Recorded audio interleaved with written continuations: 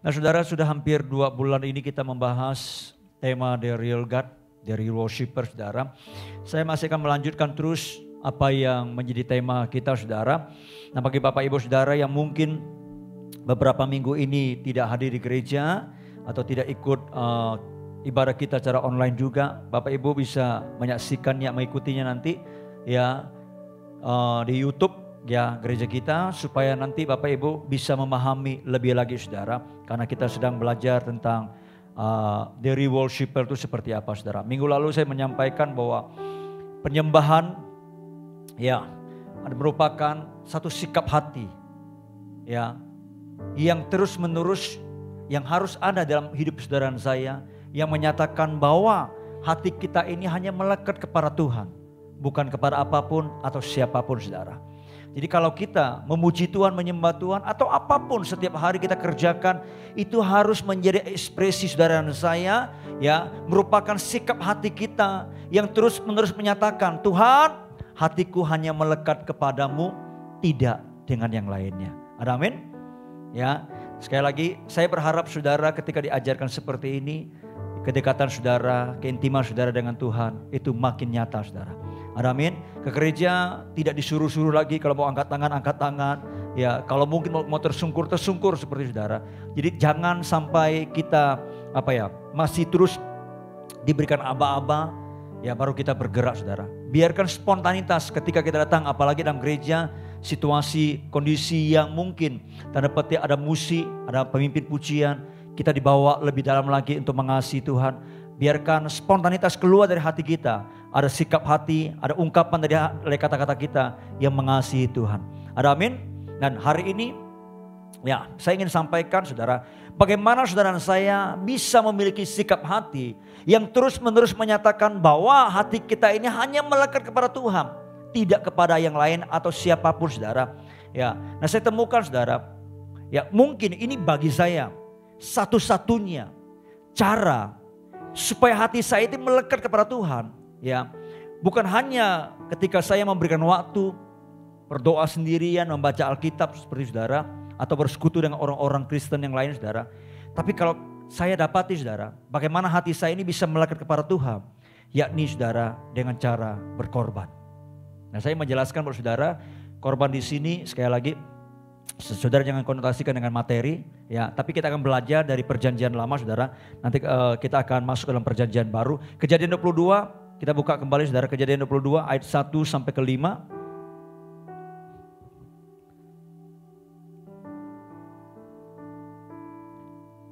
Saya akan tunjukkan kepada saudara bahwa penyembahan itu pertama kali Alkitab menuliskan itu seperti apa maknanya saudara.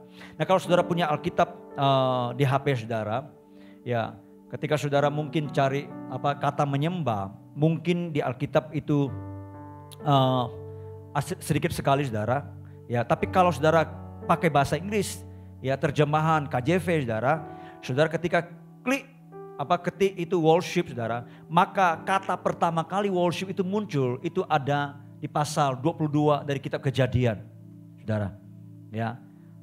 Dan itu kalau saudara belajar teologi saudara atau belajar hukum bahasa, ada namanya hukum penyebutan pertama kali. Jadi biasanya kalau kita belajar sebuah kata, kapan itu diucapkan, kapan itu ada kata itu saudara, lalu kita perbandingkan dengan yang zaman sekarang ini saudara. Sebab kita tahu sekarang banyak kata-kata itu sudah penambahannya begitu luar biasa. Kalau kita berkata OTW, kita sudah ngerti sekarang. Kalau dulu mungkin OTW nggak tahu apa-apa, betul? Tapi kalau sekarang mungkin OTW, mungkin 50 tahun yang akan datang, OTW itu orang sih nggak tahu apa-apa. Mungkin ada yang lain lagi, NBA atau apa kita nggak tahu. OTW, sekarang OTW pun masing-masing berbeda-beda penafsirannya, betul? Betul? OTW itu apa sih? On the way ya. Biasanya kalau OTW on the way itu masih di rumah. Baru mandi, baru dandan gitu kan. Ya tulisannya OTW, padahal masih di rumah. Tapi ada orang sudah di jalan saudara. Masing-masing penafsiran berbeda-beda saudara. Jadi kita perlu perhatikan makna katanya. Apalagi penyebutan pertama kali seperti apa saudara. Ya, di Kejadian pasal 22 ayat 1 sampai ke 5 firman Tuhan berkata begini. Setelah semuanya itu Allah mencobai Abraham.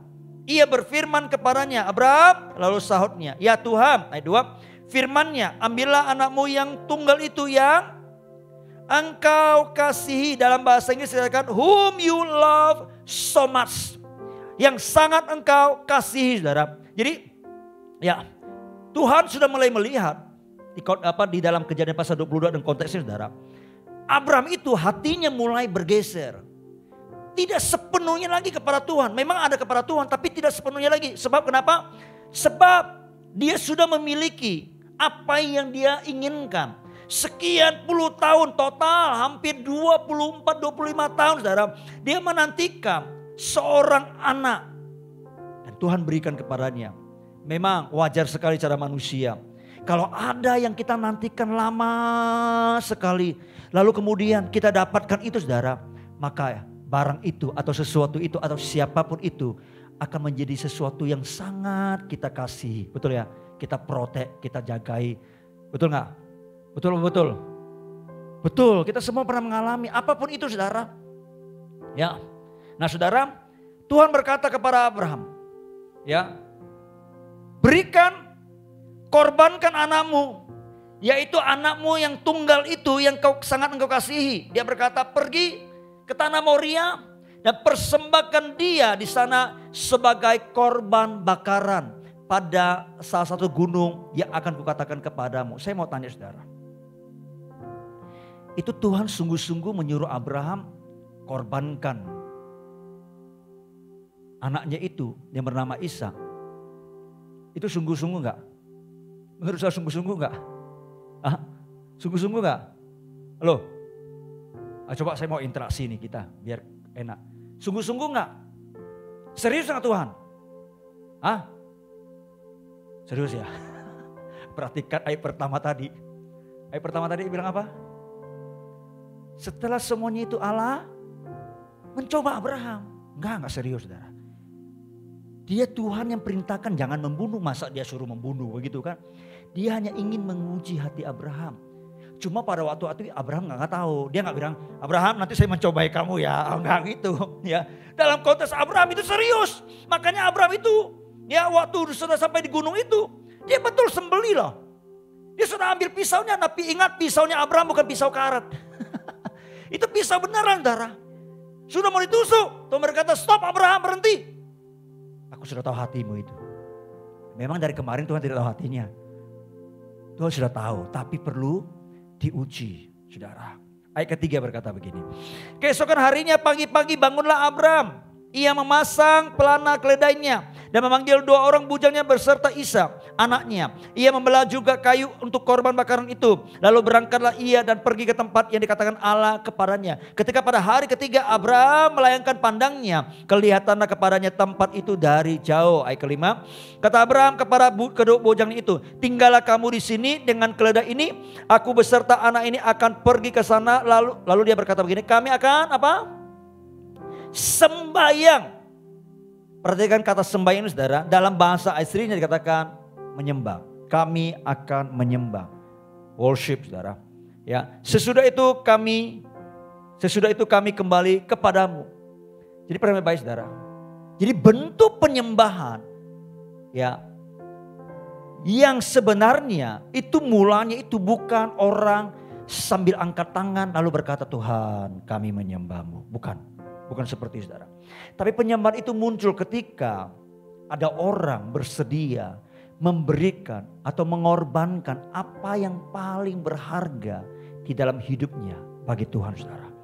Apa yang paling dikasihinya dalam hidupnya itu yang dipersembahkan kepada Tuhan ketika Tuhan memintanya, saudara. Dan wujud penyembahan seperti inilah, saudara, yang bisa membuat hati kita itu terus melekat kepada Tuhan. Sebab apa? Sebab tidak ada hal yang paling berharga lagi selain kepada Tuhan. Betul? Itu sebabnya Tuhan berkata, di mana hartamu berada di situ hatimu ada, saudara. Nah, inilah perjuangan yang harus dimiliki oleh setiap anak Tuhan yang percaya, yang mengikut Tuhan, saudara. Minggu lalu saya katakan jangan sampai kita menjadi orang yang kehilangan penyembahannya kepada Tuhan. Kita menjadi orang yang tanda petik Sudah tidak ada lagi pengorbanan apapun. Kita gak rela apa yang Tuhan minta dari hidup kita saudara. Kita gak rela melepaskan kepada Tuhan saudara. Ya, nah ini mesti saudara dan saya perhatikan sungguh-sungguh saudara. Ya, sekali lagi perhatikan baik saudara. Penyembahan seperti minggu saya katakan itu menjadi kunci vital bagi kehidupan kita sebagai orang yang percaya. Tapi setan juga tahu. Ya, saya berharap saudara dan saya tahu akan hal ini saudara. Saya akan tunjukkan beberapa kebenaran lagi bagi saudara. Ya, ada di kisah tentang Ayub saudara. Saudara buka Ayub pasal pertama. Kita lihat betapa vitalnya yang namanya penyembahan dalam kehidupan saudara dan saya. Ya, nah penyembahan itu sangat erat kaitannya dengan namanya korban atau sacrifice dalam hidup kita saudara. Ayat pertama berkata begini. Ada seorang laki-laki di tanah Uz bernama Ayub. Orang itu saleh dan jujur. Ia takut akan Allah dan menjauhi kejahatan. Ia mendapat 7 anak laki-laki dan 3 anak perempuan. Ia memiliki 7.000 ekor kambing domba, 3.000 ekor unta, 500 pasang lembu, 500 keledai betina, dan budak-budak dalam jumlah yang sangat besar. Sehingga orang itu adalah yang terkaya dari semua orang. Di sebelah timur, ayat keempat, anak-anaknya yang lelaki biasanya mengadakan pesta di rumah mereka masing-masing. Menurut giliran, dan ketiga saudara perempuan mereka diundang untuk makan dan minum bersama-sama mereka. Setiap kali apabila hari-hari pesta berlalu, Ayub memanggil mereka dan menguduskan mereka. Keesokan harinya pagi-pagi bangunlah Ayub lalu mempersembahkan korban bakaran sebanyak jumlah mereka sekalian. Sebab pikirnya mungkin anak-anakku sudah berbuat dosa dan telah mengutuki Allah dalam hati. Demikianlah dilakukan Ayub senantiasa. Nah kalau saudara perhatikan baik-baik saudara. Alkitab mencatat saudara, anak-anak Ayub itu suka pesta. Ya, ini bukan sekedar pesta biasa. Dikatakan mereka makan, mereka juga minum anggur saudara. Dan Ayub seringkali melihat anak-anaknya itu. Karena pasti kalau orang sudah minum anggur, konotasinya pasti apa? Mabuk saudara. Karena itulah Ayub ya, dia takut jangan sampai anak-anaknya dalam kemabukannya itu berdosa kepada Allah. Mengutuki Tuhan itu dalam hati mereka. Dan Ayub tanda petik sebagai orang tua, dia sepertinya tidak berdaya. Ya, dia tidak bisa melakukan apapun untuk mencegah anak-anaknya. Saya percaya saudara, anak-anak mereka, anak-anak Ayub ini bisa berbuat seperti itu karena menjadi kebiasaan. Setiap hari giliran mereka berpesta saudara. Ya. Dan Ayub dia tahu, ya, walaupun dia tidak bisa ngapa-ngapain saudara, tapi dia lakukan sesuatu. Dia cover anak-anaknya. Dia berikan tudung rohani kepada anak-anaknya. Dengan cara bagaimana? Dengan cara menguduskan mereka. Membawa penyembahan kepada Allah dengan membakar korban bakaran di hadapan Tuhan. Tujuan untuk apa? Supaya anak-anaknya itu hidup dalam perdamaian dengan Allah saudara. Diperdamaikan saudara. Nah penyembahan Ayub inilah yang terbaik dalam kehidupannya saudara. Dia mesti taruhkan hewan korban saudara. Dan dia naikkan penyembahan itu saudara di hadapan Tuhan. Dia minta ampun kepada Tuhan bagi anak-anaknya saudara. Dan rupanya saudara, hal ini sangat berkenan di hati Allah saudara. Dan Allah mengerti orang seperti ini hidupnya itu saleh. Hidupnya itu takut akan Allah saudara. Dan setiap kali ketika anak-anaknya berbuat sesuatu, dia tahu ini pasti sudah berbuat dosa. Lalu kemudian sebelum mengakhiri hari itu, dia bawa anak-anaknya kepada Tuhan. Besoknya dia ambil korban bakaran, dia persembahkan di hadapan Tuhan saudara.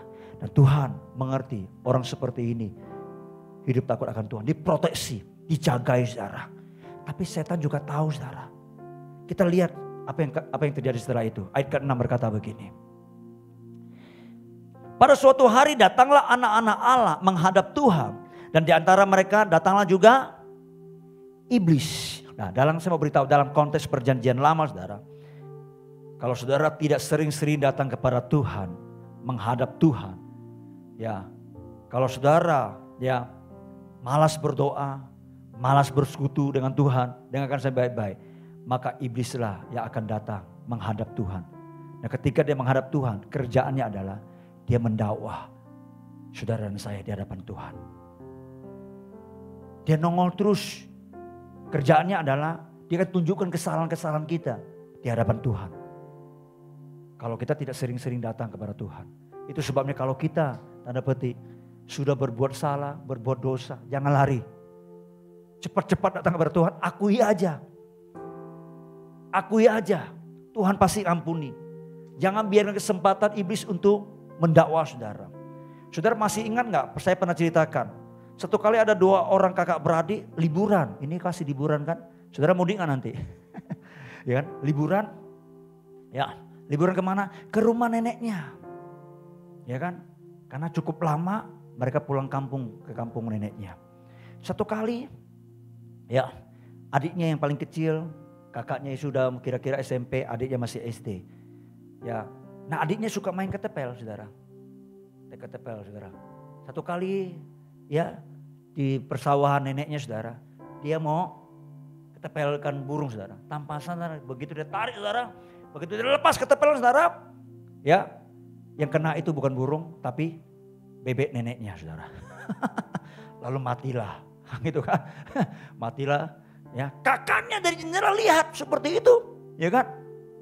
Lalu yang terjadi saudara, adiknya itu ambil bebeknya itu, lalu dikubur. Ya kan, dia pikir gak ada yang tahu kan. Sorenya tiba-tiba neneknya berkata, kakak pergi beli gula ya di warung sana itu ya. Lalu kakaknya berkata begini, Nek adik mau beli kok, gak perlu saya, adik yang mau seperti itu. Adiknya berkata begini, kan nenek suruh kakak bukan adik seperti itu. Ingat bebek. Dia kaget gitu kan, kok dia tahu seperti itu, ya kan? Terpaksa lah dia ambil uang sama neneknya, dia pergi belilah gula seperti itu, ya kan?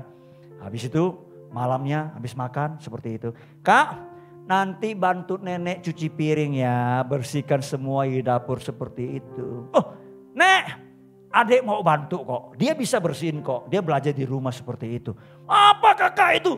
Kan nenek suruh kakak, bukan suruh dedek. Shh, bebek.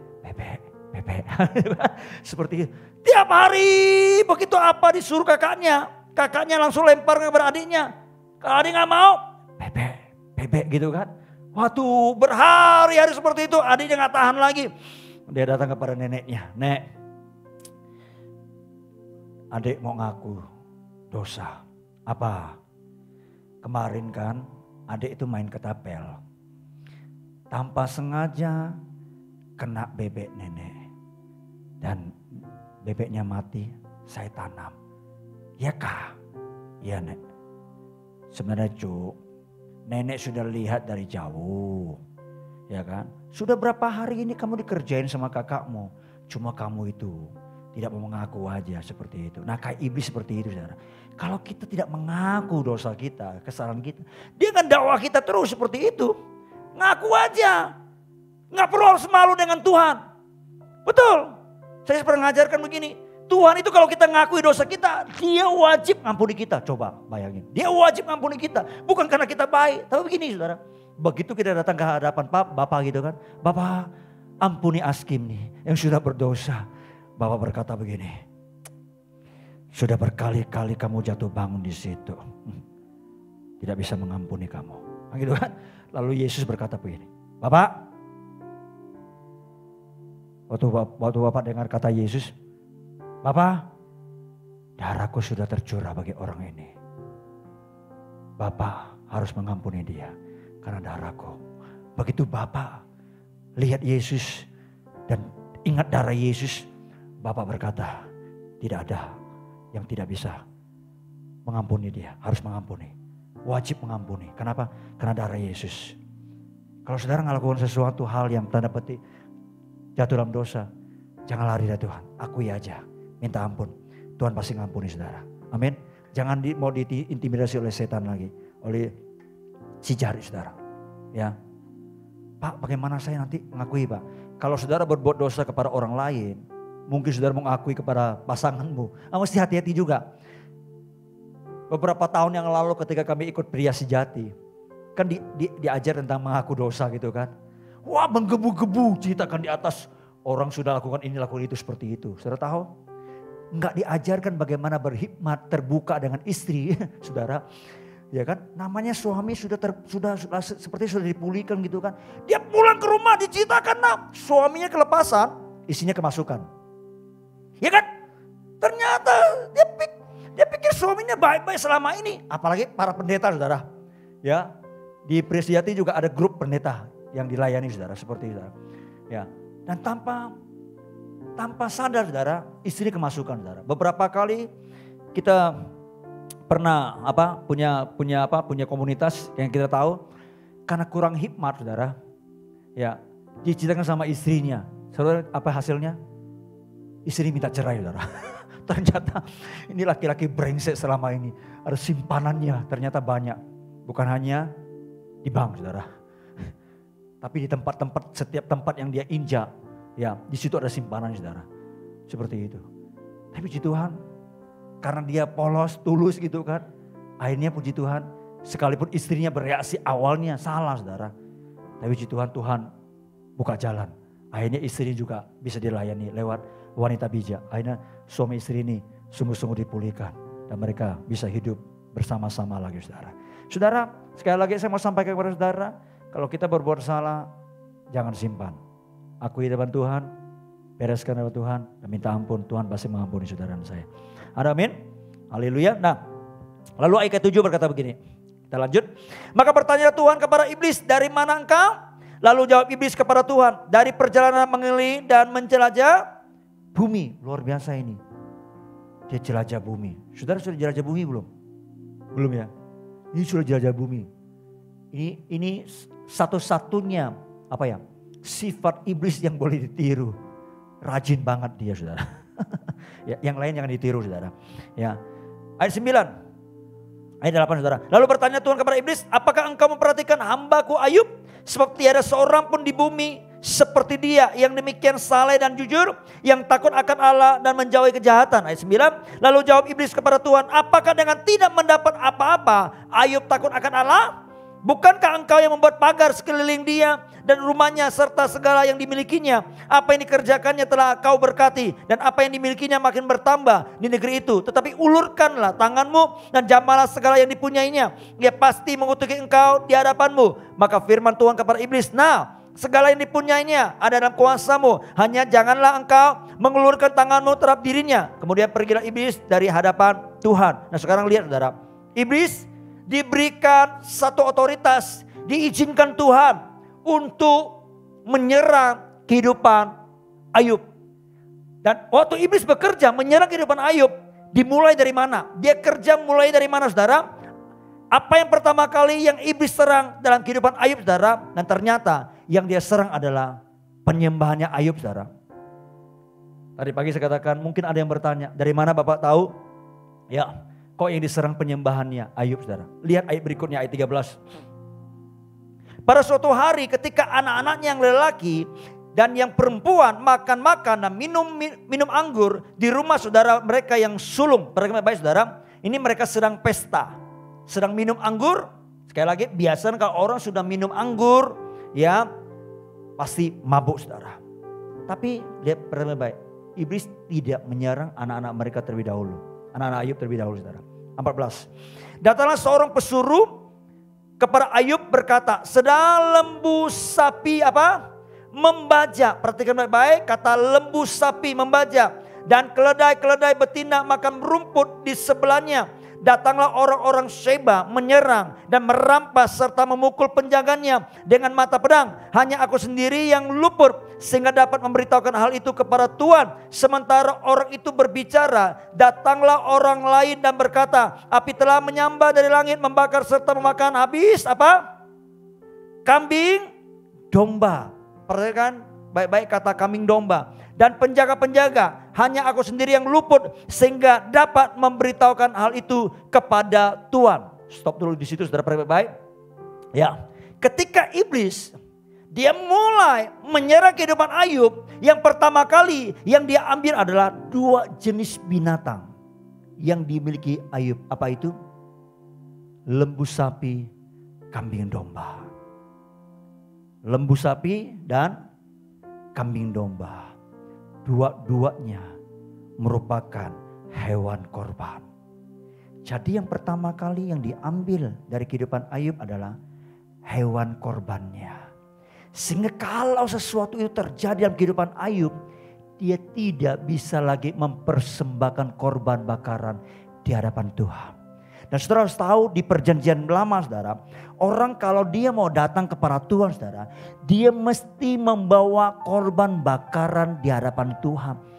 Dan Ayub dia tidak bisa lagi pada saat itu memberikan korban bakaran di hadapan Tuhan sebagai wujud penyembahannya kepada Allah. Karena itu sudah dihancurkan oleh iblis saudara. Ya, mungkin saudara bertanya lagi, Pak, apa buktinya kalau korban bakaran itu ya merupakan penyembahan yang bisa membuat orang itu datang atau dekat kepada Allah? Kita lompati dulu kisah Ayub ini, kita buka ya satu kisah yang baru yaitu tentang Salomo, 2 Tawarik 9 ayat 1 mulai sampai ayat keempat. Ketika Ratu Negeri Sheba mendengar kabar tentang Salomo, maka dengan pasukan pengiring yang sangat besar dan dengan unta-unta yang bawa rempah-rempah, banyak emas dan batu permata yang mahal-mahal, datanglah ia ke Yerusalem hendak menguji Salomo dengan teka-teki. Setelah ia sampai kepada Salomo, dipercakapkannya lah segala yang ada dalam hatinya dengan dia. Ayat 2. Dan Salomo menjawab segala pertanyaan ratu itu. Bagi Salomo tidak ada yang tersembunyi yang tidak dapat dijawabnya untuk ratu itu. Ayat 3. Ketika Ratu Negeri Sheba melihat hikmat Salomo dan rumah yang didirikannya. Ayat 4. Makanan di mejanya, cara duduk pegawai-pegawainya, cara pelayan-pelayannya melayani dan berpakaian, juru-juru minumnya dan pakaian mereka. Dan perhatikan baik-baik, apa? Korban bakaran yang biasa dipersembahkan di rumah Tuhan, maka tercenganglah rumah itu. Kalau saudara perhatikan baik, kata korban bakaran itu saudara, dalam bahasa Inggrisnya lebih jelas lagi saudara, bisa ditunjukkan terjemahan ya, bahasa Inggrisnya berkata begini, bisa ditampilkan ya. His stairway by which he went up to the house of the Lord, saudara. Artinya apa saudara? Itu seperti tangga yang dipakai untuk dia bisa datang, naik ke rumah Tuhan, ke hadapan Tuhan saudara. Jadi korban bakaran di perjanjian lama itu seperti tangga yang bisa membuat orang itu naik atau mendekat kepada Allahnya saudara. Dan itu bagian yang selalu dimiliki oleh Ayub saudara. Dikatakan senantiasa dilakukan itu. Anak-anaknya pesta setiap hari, setelah itu dia akan melakukan itu. Bakar korban, bakaran, dan dia perdamaikan dengan Tuhan saudara. Ketika dia datang mendoakan keluarganya, mendoakan anak-anaknya, dia cover saudara. Maka dia selalu akan menaruh, mempersembahkan hewan korban, bakaran di altar atau di mezbah. Dia bakar di hadapan Tuhan saudara. Dan iblis tahu, sehingga apa yang terjadi, itulah yang membuat iblis pertama kali menyerang kehidupan Ayub. Dan dia ambil hewan korban bakarannya. Sebab itu Ayub pakai menjadi sarana dia untuk datang kepada Tuhan, menyembah Tuhan saudara. Orang Kristen kalau sudah kehilangan penyembahannya, yakni hatinya yang melekat kepada Tuhan, dan itu diambil dari hidupnya saudara, maka sesungguhnya kehidupannya, minggu lalu saya katakan, itu seperti kota yang tanpa tembok, gampang diserang oleh iblis saudara. Ya, nah iblis ngerti saudara. Ya, itu sebabnya sekali lagi saya perhatikan sampai kepada saudara, saudara mesti hati-hati. Jangan sampai hidup saudara seperti kota yang tidak ada tembok lagi. Bangun perlindungan saudara dengan penyembahan saudara. Amin. Amin. Coba buka lagi ayat ke-17. Ayub pasal yang pertama ayat 17. Lalu apa yang diambil setelah itu saudara? Baik. Setelah penyembahannya itu diambil, hubungan dengan Tuhan itu diambil, diputuskan. Maka iblis mulai menyerang. Ya, ayat 17. Sementara orang itu berbicara, datanglah orang lain dan berkata, orang-orang Kasdi membentuk 3 pasukan, lalu menyerbu unta-unta dan merampas serta memukul penjaganya dengan mata pedang. Hanya aku sendiri yang luput sehingga dapat memberitahukan hal itu kepada Tuhan. Ya, lihat ketika penyembahannya itu hilang, diambil, maka hartanya mulai dibobol, saudara. Unta-untanya mulai dihabisin. Ayat 18. Sementara orang itu berbicara, datanglah orang lain dan berkata, anak-anak Tuhan yang lelaki dan perempuan sedang makan dan minum anggur di rumah saudara mereka yang sulung. Maka tiba-tiba angin ribut bertiup dari seberang padang gurun. Rumah itu dilandanya pada 4 penjurunya dan beroboh menimpa orang-orang muda itu sehingga mereka mati. Hanya aku sendiri yang luput sehingga dapat memberitahukan hal itu kepada Tuhan. Lihat, ketika penyembahannya diambil, hubungan dengan Tuhan itu diputuskan, saudara. Maka kemudian yang nyusul itu hartanya disikat, lalu kemudian anak-anaknya, keluarganya. Baik-baik. Kalau hubunganmu dengan Tuhan itu mulai diambil, rusak, maka itu bisa berpengaruh. Keluargamu juga bisa sasaran berikutnya, saudara. Atau hubungan saudara dengan orang lain. Selalu kalau hubungan kita dengan orang lain itu rusak, itu pasti hubungan kita dengan Tuhan itu pasti error. Itu pasti. Kalau hubungan kita dengan Tuhan itu benar, hubungan kita dengan sesama itu bisa dijaga. Kenapa saya berkata begitu? Karena memang itu hukum yang pertama, yang terutama. Yesus berkata, kasihlah Tuhan Allahmu dengan segala hatimu, jiwamu, kekuatanmu, akal budimu gitu kan. Baru kasih sama manusia seperti dirimu sendiri gitu kan. Betul gak? Kalau kita mengasihi Tuhan, hubungan dengan sesama kita, walaupun sangat error sekali, kita bisa menjaganya, saudara. Sebab kenapa? Karena Tuhan berkata begini, kalau kau mengasihi aku, engkau juga harus mengampuni musuhmu. Gitu kan? Tapi kalau kita error dengan Tuhan, dengan sesama pasti error. Dengan sesama pasti error. Dengan istri pasti error, dengan suami pasti error. Ya, coba cek. Setiap kejadian-kejadian peristiwa, ya, apapun itu, ya, biasanya akarnya itu karena hubungan dengan Tuhan itu sudah mulai rusak. Penyembahan sudah tidak ada lagi, saudara. Ya, ayat ke-20, saudara. Maka berdiri Ayub lalu mengoyak jubahnya dan mencukur kepalanya, lalu sujudlah ia dan apa? Menyembah. Tadi pagi saya katakan ini orang yang sangat hebat sekali, saudara. Sudah kehilangan semuanya. Sudah dilumpuhkan. Tapi hatinya tetap mau menyembah.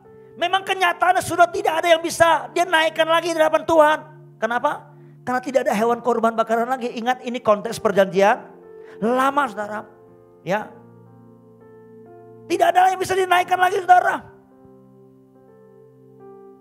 Tetapi hatinya tetap mau menyembah. Ini sikap hati yang saya katakan tadi harus terus menerus di dalam kehidupan kita. Apakah nanti waktu kita mengalami masalah Tuhan tidak tolong kita masih menyembah Dia? Seperti Sadrak, Mesak, Abednego, dia berkata kepada raja, kami tidak akan menyembah patung Tuhanku itu. Sekalipun Allah kami yang kami sembah tidak menolong kami tetap tidak mau menyembah patung Tuhanku. Bisa gak kita punya penyembahan yang seperti ini yang terus menerus. Bukan di saat ketika kita menerima berkat, ditolong oleh Tuhan baru kita engkau baik Tuhan. Kita angkat tangan, kita berkata engkau hebat Tuhan. Bisa gak di tengah-tengah kondisi yang sangat sulit mungkin tanpa pertolongan. Kita masih bisa berkata Tuhan, anything apapun itu Tuhan. Aku tetap menyembah-Mu. Miliki sikap hati yang seperti itu, saudara. Dalam kehidupan saudara. Itu akan menjadi satu proteksi yang sempurna dari Tuhan buat hidup saudara. Dan Tuhan tahu, dan iblis tahu Ayub kekuatannya di situ, saudara. Ya. Kita lompat pasal kedua ayat ke-7, saudara. Iblis belum puas, saudara. Ya. Iblis belum puas. Baik-baik. Kemudian iblis pergi dari hadapan Tuhan. Lalu ditimpanya Ayub dengan bara yang busuk dari telapak kakinya sampai ke batu kepalanya. Lalu Ayub mengambil sekeping beling untuk mengaruk-ngaruk badannya sambil duduk di tengah-tengah abu. Kemudian ini ya, baik. Ya. Itu waktu iblis diizinkan untuk merusak tubuhnya Ayub, saudara. Ya. Dia tidak hanya sekedar merusak seperti itu. Ya, dia pakai orang yang tanda petik yang sangat diharapkan untuk menjadi penolong, untuk menjadi penghibur, yaitu istrinya, Ayub.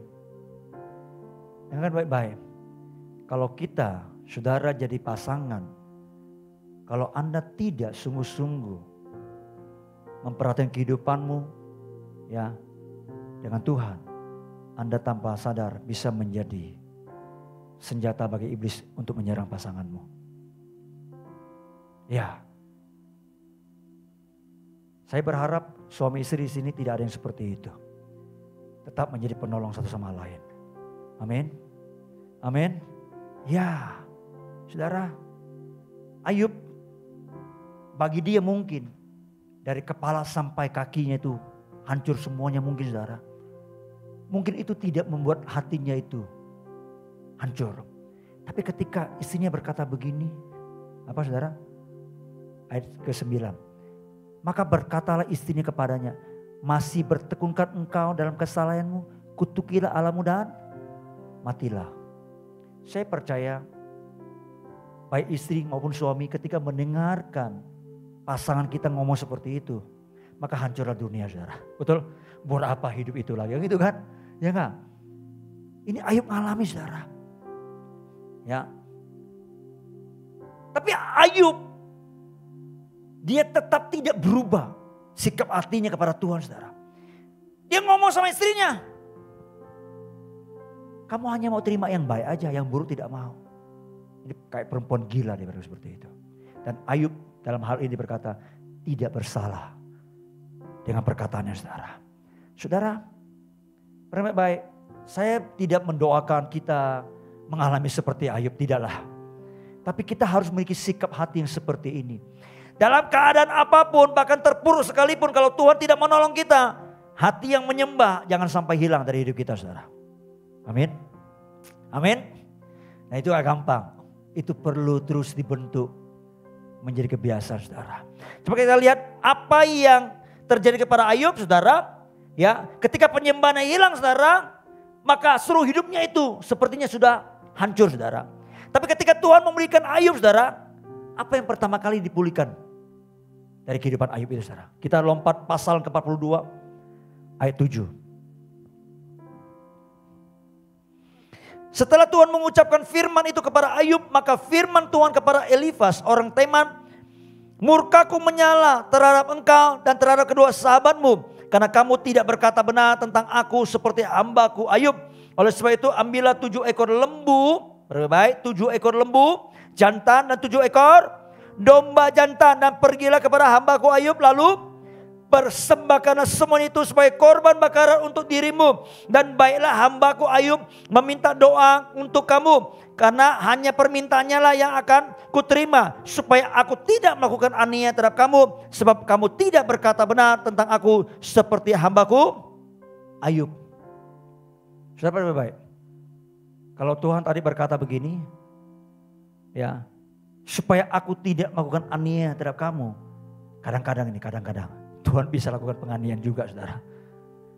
Saudara mesti hati-hati, karena itu jangan pernah mengusik orang diurapi oleh Tuhan.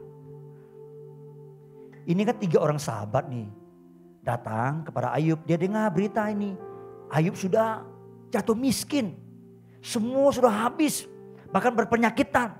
Mereka datang itu ingin menghibur, tapi begitu mereka melihat, mereka gak bisa berkata-kata. Mulut mereka mungkin, kenapa? Alkitab berkata kalau tidak salah 7 hari ya tanpa bicara. Mereka syok, lihat keadaan Ayub kok seperti itu. Dari orang yang sangat kaya di sebelah timur, dari orang yang sangat dermawan, jadi orang yang sangat miskin, jadi orang yang sangat berpenyakitan seperti itu, saudara. Lalu menjadi saudara, setelah 7 hari kemudian mereka cakap-cakaplah tanpa pengertian yang benar. Mereka ngomongnya Ayub, itu gara-gara pasti ada dosa, Ayub. Kalau tidak mungkin berterima seperti itu. Kan biasa gitu kan? Ya kan? Kalau kita lihat ada orang alami masalah bertubi-tubi, biasanya penghakiman kita mulai muncul. Itu gara-gara dosa itu, gara-gara dosa. Beberapa hari ini Ada seorang pendeta yang agak gemuk sedikit, yang sering lakukan KKR dulu sebelum COVID, ya, yang pernah taruh sepatu di atas kursi, gitu kan? Saya nggak sebutkan namanya, saudara kalau tahu itu mungkin pendeta YouTuber, gitu kan? Beberapa hari yang lalu dia masukkan Instagram atau di Facebook, saya lupa, ya, dia berkata dia sakit depresi.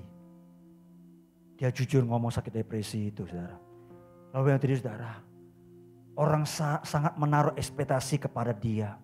Seorang hamba Tuhan yang melakukan KKR kok bisa depresi seperti itu. Setiap hari katakan depresi seperti itu. Dia mengakui kelemahannya. Lalu orang mulai menghakimi dia, saudara. Saya melihat ada orang mulai tulis di Instagramnya. Atau mulai screenshot apa yang ditulis. Lalu kemudian dikasih status. Ya, ini pendeta jual ayat selama ini.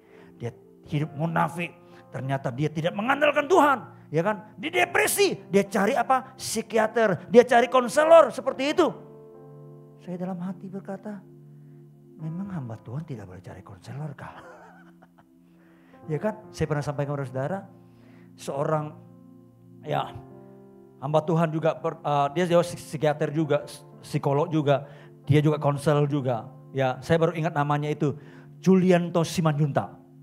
Dia bangun satu lembaga kayak sekolah LK3, saudara. Ketika saya ikut Zoom-nya, saudara, bagus sekali. Saya pernah sampaikan kepada saudara kan, dia punya anak umur belasan tahun kecanduan game, stres. Dia seorang konselor, psikolog, psikiater seperti saudara. Ya, dia nggak bisa obati anaknya. Seorang pendeta lagi, rohaniawan lagi seperti khotbah kemana-mana. Ya kan? Apa yang jadi saudara? Tuhan ngajar dia. Dia mesti bawa anaknya ke 10 psikiater, saudara.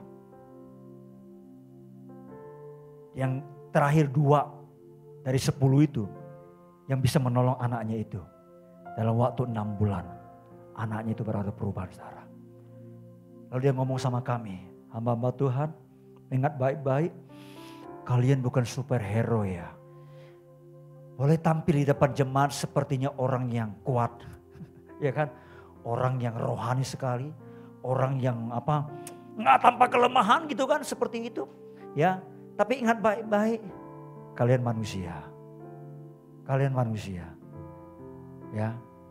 Nah, kadang-kadang predikat sebagai seorang hamba Tuhan, apalagi tanda petik, ya, sudah pelayan kemana-mana, dikenal gitu seperti itu kan, malulah ceritakan kelemahan-kelemahannya kan, malu kan, betul nggak?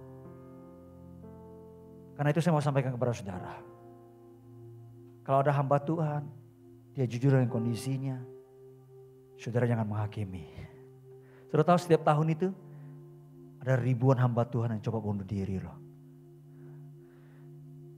Saudara telusuri riset-riset, survei-survei dunia ya tentang pelayanan hamba-hamba Tuhan.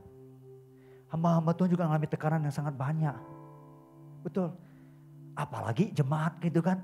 Apalagi pemimpin-pemimpin di dunia sekuler. Tentu juga sangat banyak seperti itu. Tapi terkadang gengsi itulah yang membuat penyakitnya. Yang dihadapinya itu makin parah. Ya kan? Iya. Nah, karena itu saya berkata hamba Tuhan itu yang curhat di Instagram itu, saudara. Karena memang selama ini ada banyak orang ekspektasikan. Ya berharap hamba Tuhan ini jadi superhero. Tapi ternyata dia manusia biasa. Begitu dia keluarkan kelemahannya. Orang bukan dulu mungkin diagung-agungkan. Orang yang sama menghujat jadinya, saudara. Seperti itulah saya yakin. Waktu Yesus naik keledai. Orang elu-elukan Yesus kan. Saya percaya hampir sebagian orang yang sama itu yang mengeluarkan Yesus adalah orang-orang yang berkata, salibkan dia, salibkan dia.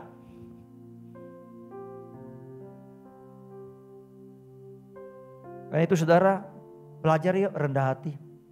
Kalau ada kelemahan, jangan coba tutupi kalau nggak mampu. Kalau nggak mampu kendalikan, nggak mampu kontrol. Carilah orang-orang yang bisa menolong. Amin. Amin. Ya, saya berharap saudara belajar terbuka.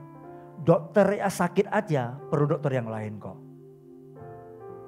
Ya, tapi saya berharap saudara ingat baik-baik.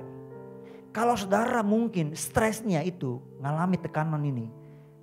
Kalau gak mampu, jangan ditahan. Cari teman, sahabat, atau kakak-kakak rohani, pendeta sekalipun mungkin, boleh curhatlah. Jangan tahan sendiri saudara. Dengar saya baik-baik saudara. Saudara harus tahu ya, stres itu penyakit. Karena berbagai situasi kondisi yang ada. Itu sama dengan penyakit ketika tangan saudara mungkin patah. Saya tanya, ketika tangan saudara atau kaki saudara patah, saudara ngapain? Cepat-cepat berobat kan? Betul kan? Cepat-cepat berobat kan? Cepat-cepat nggak cari sinse atau cari dokter tulang untuk dioperasi, betul nggak? Cepat-cepat gitu kan? Sama seperti stres itu. Saudara harus lihat semua kelemahan-kelemahan itu. Sama seperti penyakit yang berbahaya. Jangan dibiarkan, kecuali saudara bisa menghandle sendiri. Ya, kalau suami istri sudah mulai tidak akur gitu kan. Jangan dibiarkan berlarut-larut. Cari pihak ketiga yang bisa menolong, mendoakan, mendukung, menopang, menguatkan, memberikan solusi. Minimal mendoakan saudara lah. Kalau enggak, itu berlarut-larut seperti itu. Nanti susah selesaikannya. Sebab seperti benang kusut saudara. Akhirnya apa? Perlu dipotong. Kalau sudah sampai dipotong, itu sudah sangat rusak sekali saudara. Nah, saya berharap saudara di sini tidak yang seperti itu saudara. Ya, oke? Kita kembali kepada Ayub saudara. 3 temannya itu tidak bicara yang benar. Ngomongnya Ayub yang salah seperti itu saudara. Dan Tuhan berkata, nanti aku aniayain kalian. Kalau kalian tidak berkata benar seperti hambaku Ayub. Sekarang pergi kepada hambaku Ayub itu. Bawa 7 korban, lembu, domba, jantan itu bawa. Sebab hanya persembahan Ayub dan doanya lah yang aku dengarkan saudara. Saudara tidak saudara?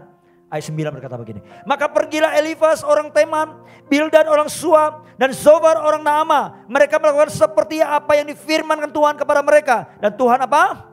Menerima permintaan Ayub. Pertama baik saudara. Ayub itu sudah gak punya apa-apa. Tapi hatinya tetap ke Tuhan saudara. Korban bakaran sudah gak ada lagi saudara. Tidak ada tangga yang bisa dia pakai untuk dia bisa mendekat naik ke hadapan Tuhan saudara. Tapi Tuhan mau pulihkan Ayub. Dia tahu hatinya. Tuhan pakai 3 orang temannya itu yang ngomongnya kacau saudara. Dia berkata, kamu harus bayar dengan 7 lembu dan 7 domba jantan. Berikan itu dan korbankan semuanya itu lewat Ayub. Biarkan Ayub yang mendoakan kalian. Sebab hanya doanya saja yang aku dengar. Kalau doamu aku tidak dengar. Ketika mereka melakukan itu saudara. Tentu hewan korban itu dipotong saudara, dikorbankan. Lalu kemudian Ayub naikkan itu. Dia bakar di hadapan Tuhan. Ya. Lalu kemudian dia panjatkan doa. Dan hasilnya apa? Alkitab memang tidak mencatatnya.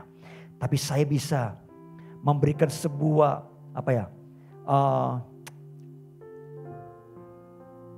bahasanya begini saudara. Tuhan berkata begini. Waktu Ayub dia bakar korban bakar itu. Lalu kemudian dia mendoa saudara. Tuhan berkata begini.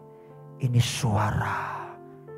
Ini korban yang sudah lama hilang. Kenapa sudah lama hilang? Sebab pasal pertama sampai pasal ke-42 itu panjang sekali ceritanya saudara. Nggak tahu berapa hari, berapa bulan, nggak tahu juga seperti itu. Nggak tahu juga berapa tahun, kita nggak tahu, Alkitab tidak menuliskannya. Tapi pasal pertama sudah menuliskan itu. Dia lakukan sentiasa kepada Tuhan korban itu. Lalu kemudian dia dihabisin.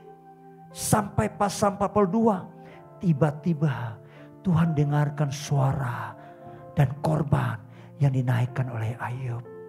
Dia berkata, ini suara yang lama sudah hilang. Ini korban bakaran yang sudah lama hilang. Dan aku merindukannya. Tentu berkata, ini suara orang yang saleh. Yang hidup takut kepadaku. Waktu Ayub melakukan seperti itu saudara. Hidup Ayub dipulihkan. Iblis merusaknya dengan cara mengambil penyembahannya saudara. Tapi Tuhan memulihkannya kembali. Dengan cara Ayub bisa menyembah Tuhan lagi saudara. Ayat 10. Lalu Tuhan memulihkan keadaan Ayub. Setelah ia meminta doa untuk sahabat-sahabatnya. Dan Tuhan memberikan kepada Ayub 2 kali lipat dari segala kepunyaannya dahulu. penyembahannya hilang, semuanya habis. Tapi ketika penyembahannya dipulihkan dan bisa naik di hadapan Tuhan saudara, maka seluruh kehidupannya juga dipulihkan oleh Tuhan saudara. Saudara bisa nangkap ini? Lalu mungkin saudara bertanya, kalau di perjanjian baru itu apa sih Pak korban bakaran itu? Tadi pagi saya nggak jelaskan itu. Ya, kalau di perjanjian lama itu adalah korban binatang, betul? Kalau di perjanjian baru adalah korban daging kita. Daging, tahu daging? Bukan daging ini, ego kita, ya kan? Kepentingan diri kita. Ketika Tuhan berkata, "Nak, ampuni orang itu ya." Kita berkata, enggak. Dia sudah 3 kali salah kepada saya Tuhan. Sudah saya ampuni 3 kali. Yang keempat, sorry lah Tuhan, gak bisa. Itu artinya waktu engkau berkata gak bisa, penyembahanmu stop sampai di situ, berhenti.